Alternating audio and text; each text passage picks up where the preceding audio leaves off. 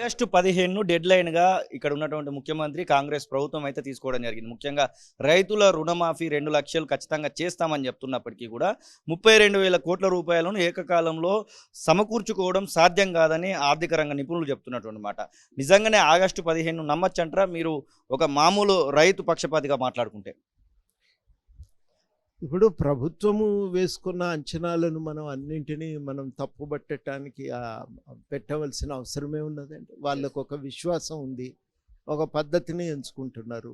ఆ పద్ధతి ప్రకారం ఓట్లు వాళ్ళు ఆ, డబ్బులు సమీకరించుకోవచ్చుననే నమ్మకంతో ఉన్నారు కాబట్టి నేను అనుకోవటం అది పెద్ద కష్టమైన పని అని నేనేం అనుకోవటం లేదు.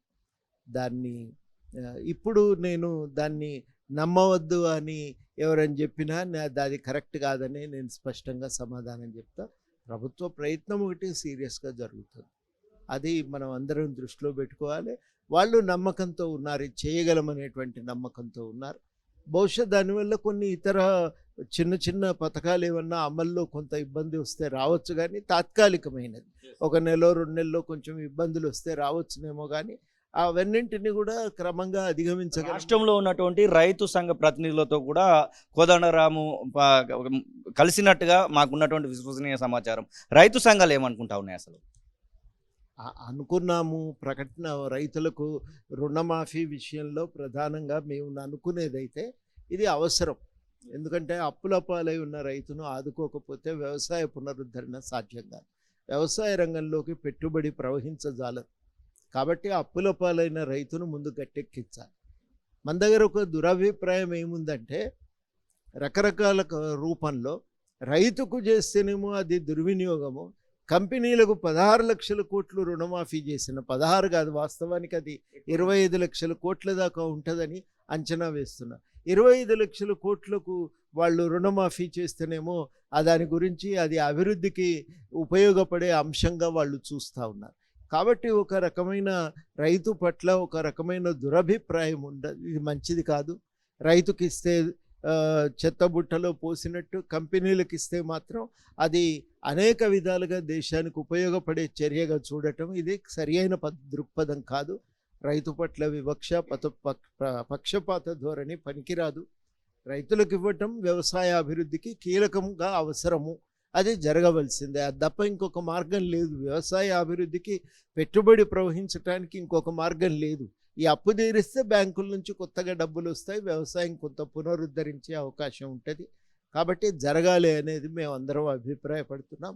అవసరమైతే ఏదన్నా బాగా డబ్బులు ఉండి ఫామ్ హౌజులు ఉండి తీసుకున్న కొద్ది మందిని పక్కన పెడితే మిగతా వాళ్ళందరికీ కూడా, రైతులకు అవసరమైన వాళ్ళందరికీ ఆ రుణమాఫీ చేయటం కష్టమైన పని ఏం కాదు, అది చేయవలసిందే అనే అభిప్రాయంతో ఉన్నాం. చేయగలదనే ఒక నమ్మకం కూడా ఉంది.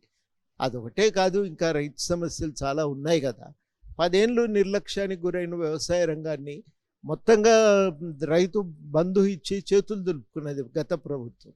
రైతు బంధు ఇచ్చి చేతులు దులుపుకొని వ్యవసాయాన్ని నడ్డి విరగొట్టినటువంటి ఆ పరిస్థితి, ప్రభుత్వం పాలన పోయింది. కాబట్టి ఇవాళ వ్యవసాయాన్ని పునరుద్ధరించడానికి చాలా ఆలోచన చేయాలి. మాలాంటి వాళ్ళందరం కూడా దాని పునరుద్ధరణ కోసం మా వంతు ప్రయత్నం మేము చాలా సీరియస్గానే చేస్తున్నాం. తప్పకుండా ఆ పునరుద్ధరణ కూడా మేము సాధించగలమనే నమ్మకంతో ఉన్నాం. ఎడ్యుకేషన్కి సంబంధించినటువంటి విషయంలో మీరు గత ప్రభుత్వానికి చాలా సూచనలు చేస్తూ రావడం జరిగింది. ముఖ్యంగా యూనివర్సిటీలలో అధ్యాపకుల కొరత, అక్కడ ఉన్నటువంటి ఇన్ఫ్రాస్ట్రక్చర్ కనీసం లేకపోవడము తదితర అంశాలపైన ఎప్పటికీ మాట్లాడుతూ రావడం జరిగింది. ఇప్పుడు బడ్జెట్ కూడా త్వరలో రాబోతూ ఉంది. కాంగ్రెస్ ప్రభుత్వంలో రానున్నటువంటి మొదటి బడ్జెట్గా మనకు కనబడతా ఉంది. ఈ బడ్జెట్లో ఎట్లా ఉంటే బాగుంటుంది అనుకుంటున్నాను? కనీసం 15% పెడతామని మేనిఫెస్టోలో పెట్టినప్పటికీ కూడా అది సాధ్యమయ్యడానికి అవకాశం అయితే లేదు. కానీ ఎంతలో కొంత ఎంత పెడితే బాగుంటుందని మీరు అనుకుంటున్నారు ఒక ప్రొఫెసర్గా? గతంలో అయితే 8 నుంచి 5% తగ్గించారు. మళ్ళా మనం 8% దాకా పోగలిగితే కూడా అది మంచి మార్పులకే ఉపయోగపడుతుంది. రెండోది ఏంటంటే, ప్రతిదీ డబ్బులతో ముడిపడి కూడా లేదు. డబ్బులతో సంబంధం లేకుండా చేయగలిగేవి చాలా ఉన్నాయి. విశ్వాసం కలిగించాలి. అది ఆ సంస్థలో విద్యార్థులకు కానీ ఉపాధ్యాయులకు కానీ గవర్నమెంట్ దృష్టి పెట్టింది, చేయూతనిస్తుంది, సమస్యలు పరిష్కారం చేస్తుంది అనే నమ్మకం కలిగించటం చాలా కీలకం. ఈ ప్రభుత్వం ఆ పని చేయగలుగుతున్నది. ప్రతిరోజు కూడా స్పష్టంగా చెప్తున్నారు, మేము వదిలిపెట్టాం, తప్పకుండా వ్యవసాయము మాదిరిగానే ఈ విద్యారంగాన్ని కూడా మేము బాగు చేస్తామనేటువంటి నమ్మకాన్ని వాళ్ళు కలిగిస్తున్నారు. రెండోది మంచి వీసీలను నియమిస్తాం, మంచి అనుభవజ్ఞులైన యూనివర్సిటీల పాలన అనుభవం కలిగినటువంటి వాళ్ళను, యూనివర్సిటీల యొక్క అభివృద్ధికి దాంట్లో కొంత విద్యారంగంలో నిష్ణాతులైనటువంటి వాళ్ళను నియమించడానికి కూడా సంసిద్ధపడటం, ఇవన్నీ కూడా కొన్ని మంచి సంకేతాలు పోతున్నాయి. దృష్టి పెట్టిండ్రు, బాగుపడతాయి, మంచి రోజులు రాబోతున్నాయనే ఒక నమ్మకం అయితే కలుగుతున్నది. నా దృష్టిలో ఇది చాలా కీలకం.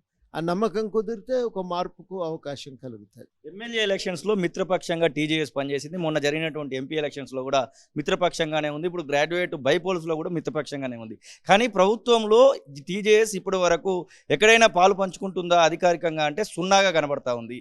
ఆ ప్రభుత్వంలో పాలు పంచుకోవడానికి ఇంకెన్ని రోజులు వేచి చూడాల్సి ఉంటుంది. మీ కార్యకర్తలు, మీ లీడర్లు అందరూ కూడా వేచి చూస్తున్నటువంటి తరుణం కనబడతా ఉంది. పరిష్కారం దొరుకుతుంది కదా, ఇంతజార్ కా ఫల్ మీఠా రయింగే అంటారు కదా, అట్లా. కాబట్టి ఎదురు చూపులు వృధా కావు, ఫలితం మంచిదే ఉంటుందనేదే నేను అనుకుంటున్నా, ఆశపడుతున్నా. తప్పులేదు కదా, ఆశతోనే జీవితం నడుస్తుంటుంది. తొలి వెలుగు. Follow WhatsApp at తొలి వెలుగు official.